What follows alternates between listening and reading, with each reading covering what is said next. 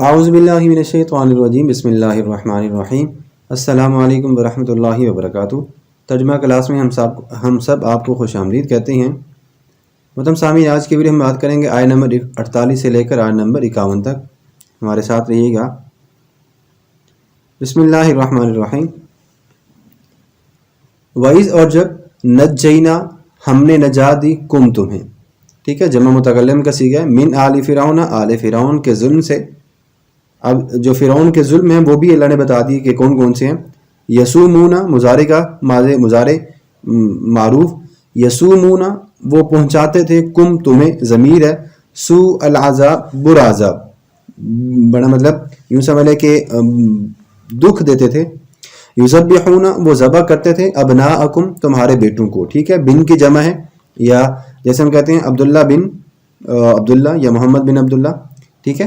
وَيَسْتَحْيُونَ اور وہ چھوڑ دیتے تھے، جیتا رکھتے تھے مطلب چھوڑ دیتے تھے، نساءکم تمہاری عورتوں کو، ٹھیک ہے، نساءکم تمہاری عورتوں کو، یہاں پہ لکھا ہے بیٹیوں کو، بیٹیوں کے لیے بنات کا لفظ استعمال ہوتا ہے، نساء جو ہے وہ عورتوں کو کہتے ہیں، وَنِسَاءَکُمْ اور تمہاری عورتوں کو، وفی ذالکم اور اس میں، وفی اور اس میں، ذالکم تمہارے لیے، ٹھیک، اس میں، ٹھیک ہے، ذالک اس میں اشارہ ہے، وفی ذالکم اور اس میں بلاء آزمائش ہے، کم تمہارے لیے، یہ جو کم ہے نا یہ والا، اس میں تمہارے لیے، من ربکم تمہارے رب کی جانب سے، عظیم بہت بڑی، ٹھیک ہے، وفی ذالکم بلاء من ربکم عظیم اور اس میں تمہارے پروردگار کی طرف سے بہت بڑی آزمائش تھی۔ وَإِذْ اور جب فرقنا جمع متکلم ہم نے پھاڑ دیا، بکم تمہارے لیے، البحر سمندر کو، ٹھیک ہے، البحر سمندر کو، کیسے؟ جب فرعون جو ہے وہ موسیٰ کے پیچھے لگا تھا تو اللہ نے حکم دیا کہ آپ جو ہے وہ اپنے لشکر کے ساتھ دریا نیل میں اتر جائیں، تو آپ جب دریا نیل میں اتر گئے تو سمندر نے آپ کو راستہ دے دیا، یہ اس کے بارے میں ذکر کیا جا رہا ہے۔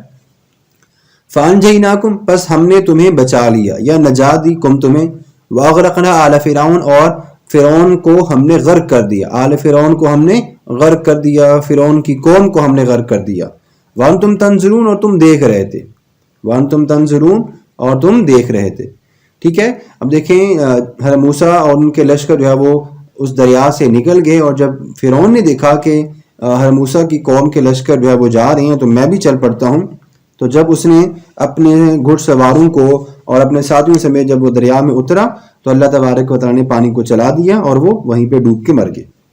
وَإِذْ اور جب وعدنا ہم نے وعدہ کیا تھا، ٹھیک ہے، اب یہ وہ وعدہ ہے کہ اس میں اب اللہ تبارک و تعالیٰ نے حضرت موسیٰ علیہ السلام کو اپنے پاس بلایا تھا۔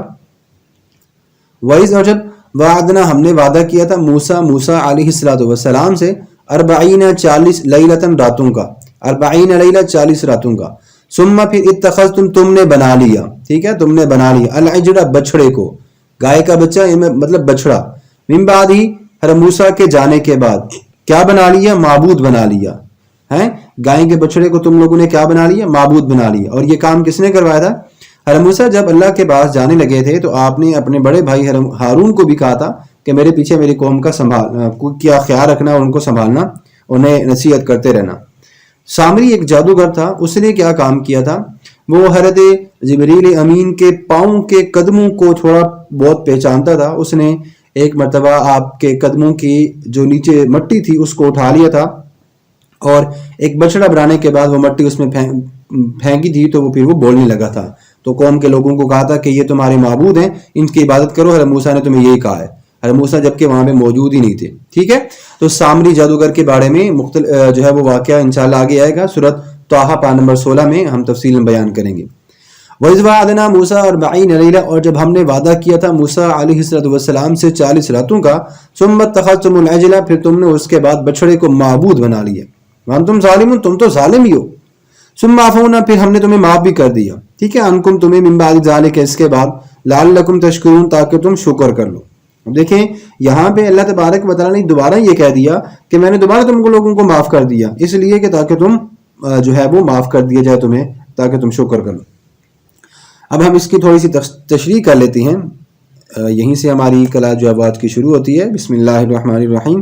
تو سب سے پہلے اللہ تبارک و تعالیٰ نے بنو اسرائیل پر جو فرعون کے عذابات تھے ان کے بارے میں آیت نمبر 49 سے لے کر آیت نمبر 60 تک ذکر کیا ہے، اور اس میں اللہ تبارک و تعالیٰ نے بنی اسرائیل پر 10 نعمتیں بھی کی ہیں، وہ بھی اس میں بیان فرما دی ہے۔ اب اللہ تبارک و تعالیٰ نے یہاں پہ فرمایا کہ فرعون جو ہے وہ بنی اسرائیل کو مختلف طرح کے عذاب دیتا تھا. کبھی ان سے مزدوری کروا لی, ٹھیک ہے, کبھی کاشتکاری کروا لی, کبھی مکان بنوا لیا, کبھی کیا, لیکن وہ ان کو پیسے نہیں دیتا تھا. سعدی نے بیان کیا ہے کہ فرعون نے ایک مرتبہ خواب دیکھا تھا کہ بیت المقدس سے ایک آگ نمودار ہوئی اور مصر کے مکانوں کو لپیٹ میں لیتی ہوئی آئی اور سارے کتبیوں کو جلا ڈالا اور بنی اسرائیل کو چھوڑ دیا. اس نے جادوگروں اور کاہنوں کو بلایا اور اس خواب کی تعبیر معلوم کی, تو انہوں نے کہا کہ جس شہر سے بنو اسرائیل آئے ہیں یعنی بیت المقدس سے, وہاں ایک شخص پیدا ہوگا جس کے ہاتھ سے مصر کے سارے لوگ مارے جائیں گے. تب فرعون نے یہ حکم دیا تھا کہ بنو اسرائیل میں جو بھی لڑکا پیدا ہو اس کو قتل کر دیا جائے اور جو لڑکی پیدا ہو اس کو چھوڑ دیا جائے. اب اس نے قبطیوں سے یہی کہا کہ تمہارے جو غلام باہر کام کرتے ہیں ان کو بلا لو اور ان کی جگہ بنو اسرائیل سے کام لو اور ان سے ایسے کام لو کہ جو وہ کر بھی نہ سکیں. تو اللہ نے فرمایا کہ ان فرعون علا فی الارض وجعل اهلها شیعا یستضعف طائفة منهم یذبح ابناءهم ویستحیی نساءهم. سورۃ القصص میں اللہ نے فرمایا آیت نمبر 4 میں کہ بے شک فرعون نے زمین میں سرکشی کی اور اس نے اپنے اہل زمین میں الگ الگ گروہ کر کے ان میں ایک گروہ بنی اسرائیل کو رکھا جو کہ کمزور رکھا تھا. ان کے بیٹوں کو وہ ذبح کرتا اور ان کی عورتوں کو وہ زندہ چھوڑ دیتا تھا. تو اب ہوا یہ کہ بنو اسرائیل کے سارے بیٹے جو پیدا ہو رہے تھے وہ سارے مارے جا رہے ہیں. اب بنو اسرائیل کے بوڑھے جو ہے وہ قضاء الہی سے ویسے مر رہے ہیں. اب کوئی بچہ ان میں بڑا ہوتا ہی نہیں تھا. تب کیا ہوا, تب کتبیوں نے کہا کہ بنو اسرائیل کے بچے بڑے نہیں ہو رہے اور بوڑھے بھی مر رہے ہیں, اس طرح ان میں کوئی مرد باقی بھی نہیں رہے گا, پھر ہمارے کام کون کرے گا. تب فرعون نے ایک مرتبہ حکم یہ دیا تھا کہ ایک سال بنو اسرائیل کے جتنے بھی بیٹے پیدا ہوں ان کو ایک کام کرو, ذبح کر دو اور اگلے سال جو پیدا ہوں تو ان کو چھوڑ دو. جس سال وہ ذبح نہیں کرتے تھے اس سال کیا ہوا, حضرت ہارون پیدا ہوئے اور ان کو چھوڑ دیا گیا. اور جس سال بچوں کو ذبح کیا جانا تھا اس سال حضرت موسیٰ پیدا ہوئے. اب حضرت موسیٰ کی والدہ نے پھر ان کو چھپا کے ایک بکسے میں ڈال کے ان کو وہاں سے دریا نیل کی طرف بھیج دیا تھا. جامع البیان.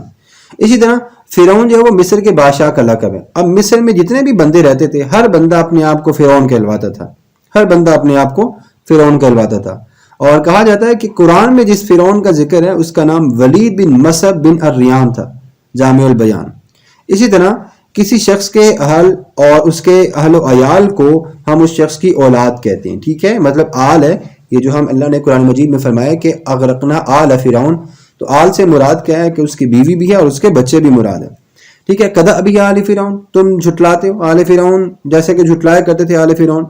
اب نبی کریم صلی اللہ علیہ وسلم نے اس آیات مبارکہ کے ذریعے جو بتلا دیا وہ یہی باتیں ہیں, ٹھیک ہے.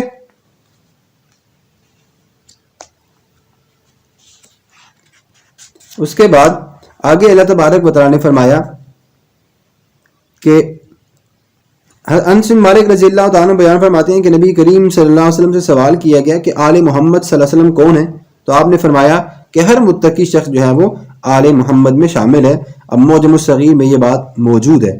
حالانکہ نبی کریم صلی اللہ علیہ وسلم کے جو آل اولاد ہیں وہ آپ کے قریبی ہیں, آپ کے ازواج مطہرات, آپ کی ذریت مومنین مومنات اور آپ کے جو قریبی رشتہ دار ہیں یہ حضرت علی رضی اللہ تعالیٰ کے خاندان والے یہ سارے کے سارے آپ کے آل میں شمار کیے جاتے ہیں. خیر یہ ایک الگ ٹاپک بنتا ہے کہ حضرت نبی کریم صلی اللہ علیہ وسلم کی آل اولاد کون تھی. ہم یہاں پہ بات کر رہے ہیں کہ اللہ تبارک و تعالیٰ نے فرمایا وَإِذْ فَرَقْنَا بِكُمُ الْبَحْرَ, جب ہم نے تمہارے لیے سمندر کو پھاڑ دیا. اب اس سے کیا مراد ہے, اس سے مراد یہ ہے کہ جب حضرت موسیٰ بنو اسرائیل کو لے کر مصر سے جانے لگے تو فرعون کو اس کی خبر ہوگی. اس نے کہا ابھی رہنے دو, صبح ہوگی تو پھر ہم ان کا پیچھا کریں گے. پھر ہوا یہ کہ جب صبح ہوئی تو فرعون نے ایک بکری ذبح کرائی اور کہا کہ میں اس کی کلیجی کھا لوں, فارغ ہو لوں, تو پھر ہم ان کے پیچھے چلیں گے. تو جب حضرت موسیٰ جو ہے وہ سمندر کے کنارے پہنچے تو ان کے اصحاب میں سے یوشع بن نون نے کہا اے موسیٰ آپ کے رب نے کس طرف سے نکلنے کا آپ کو حکم دیا تھا. حضرت موسیٰ نے اپنے سامنے سمندر کی طرف اشارہ کیا. یوشع نے اپنا گھوڑا سمندر میں ڈال دیا حتیٰ کہ جب وہ سمندر کی گہرائی میں پہنچا تو وہ پھر لوٹ آیا. پھر پوچھا کہ آپ کے رب نے آپ کو کہاں سے نکلنے کا حکم دیا. تو 3 بار ایسا ہوا.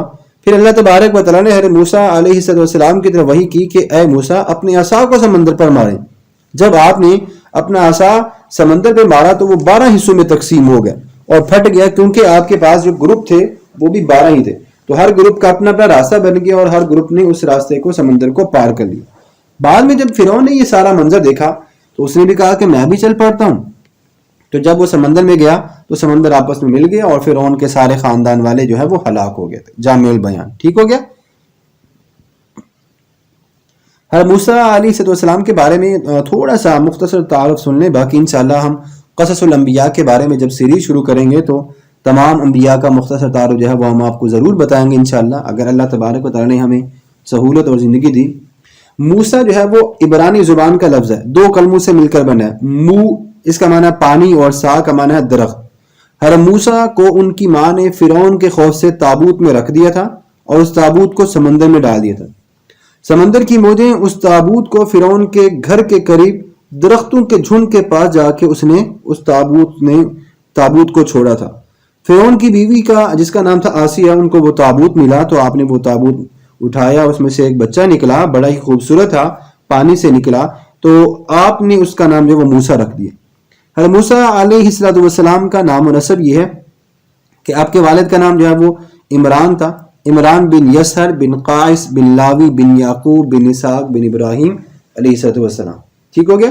تو مطلب یہ بھی انبیاء علیہ السلام کا آگے سلسلہ چلا آ رہا ہے کہ ان کے دادا اور ان کے جو پردادا تک کا سلسلہ چلا آ رہا ہے وہ سارے کے سارے کیا تھے؟ مسلمان تھے۔ اب ہوا یہ کہ اللہ تبارک و تعالیٰ نے جب حضرت موسیٰ علیہ السلام سے اس آیت مبارکہ کے ذریعے، یہ دیکھیں ذرا یہاں پہ جب اللہ نے ان سے ذکر کیا کہ میں نے حضرت موسیٰ کو اپنے پاس بلا لیا تھا 40 راتوں کے لیے، پھر کیا ہوا؟ جب اللہ تبارک و تعالیٰ نے فرعون کو غرق کر دیا اور موسیٰ علیہ السلام سے تورات کے نازل کرنے کا وعدہ فرمایا تو موسیٰ ہارون کو خلیفہ بنا کر طور پر چلے گئے، پہاڑ ہے، ٹھیک ہے۔ حضرت موسیٰ جو ہے وہ جب وہاں پہ چلے گئے تو بنو اسرائیل کے پاس قبطیوں کے وہ کپڑے اور زیورات تھے جو آنے سے پہلے ان کو قبطیوں نے ادھار دیے تھے یا تحفے بھی دیے تھے۔ حضرت ہارون نے ان سے فرمایا کہ یہ کپڑے اور زیورات تمہارے لیے جائز نہیں، ان کو جلا دو اور ان کو جمع کر کے آگ لگا دو۔ تو ان نے کیا کام کیا؟ ان کو جمع کر کے آگ لگا دی۔ جب حضرت موسیٰ سمندر میں جا رہے تھے تو سامری نے حضرت جبرائیل علیہ السلام کو ایک گھوڑی پہ جاتے ہوئے دیکھا تھا۔ اس نے اس گھوڑی کے نیچے جو مٹی ہوتی تھی اس کی وہ اٹھا لی اور سامنے کے پاس جو سونا چاندی تھا اس کو پگھلایا اس نے، اور اس کا ایک بچڑا بنایا، اس میں وہ مٹی ڈال دی، تو اس کے اثر سے اس مجسمے سے بچڑے کی آواز آنے لگی۔ پھر سامری نے بنو اسرائیل سے کہا کہ یہ تمہارا اور حضرت موسیٰ کا خدا ہے۔ وہ قوم جو ہے وہ کیا کرنے لگی؟ اس بچڑے کی پوجا کرنے لگی۔ حضرت ہارون اور 12,000 دیگر افراد نے ان تمام نے جو ہے وہ اس سے روکا بھی کہ ایسا نہ کرو، لیکن یہ لوگ جو ہے وہ نہیں مانے۔ تفسیر ابن کثیر جلد نمبر 1 صفحہ نمبر 344۔